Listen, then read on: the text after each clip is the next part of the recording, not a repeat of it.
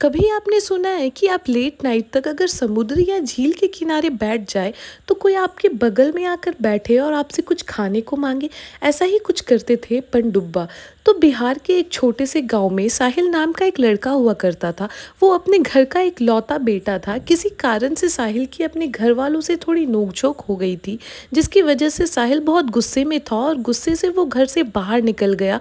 और उसके घर से थोड़े ही दूर पर एक झील हुआ करता था, जहाँ साहिल दिन में अक्सर अपने फ्रेंड्स के साथ जाया करता था। लेकिन उस दिन रात के करीब 10 बजे थे और साहिल अकेला ही उस झील के पास चला गया और वहां जाकर एक पत्थर पे बैठकर कुछ सोचने लगा।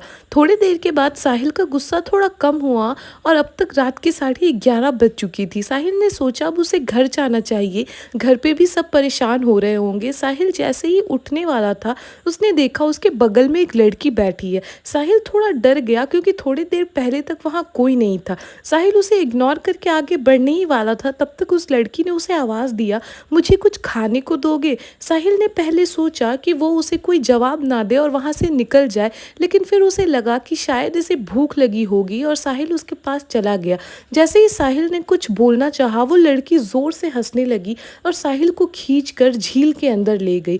जब बहुत लेट हो गया तो साहिल के घर वाले परेशान हो गए और उसे ढूंढने निकल गए, लेकिन साहिल का कहीं भी कुछ पता नहीं चला। पनडुब्बा एक ऐसी स्पिरिट होती है जो पानी में ही रहती है। कहते हैं जो भी लोग पानी में डूबकर मर जाते हैं, उनकी स्पिरिट पनडुब्बा बन जाती है और रात में अगर कोई उस झील या तालाब के पास रहे तो वो उसके बिल्कुल बगल में आकर बैठते हैं और उनसे कुछ खाने को मांगते हैं। कहा जाता है अगर आपने उनके बातों का कोई जवाब नहीं दिया और आप वहाँ से उसे इग्नोर कर कर चले गए तो वो उसे कुछ नहीं करते हैं, लेकिन अगर किसी ने उसके बातों का जवाब दे दिया और मुड़कर उसे देख लिया तो वो उसे अपने साथ ले जाते हैं और उसे उसी पानी में डुबाकर मार देते हैं।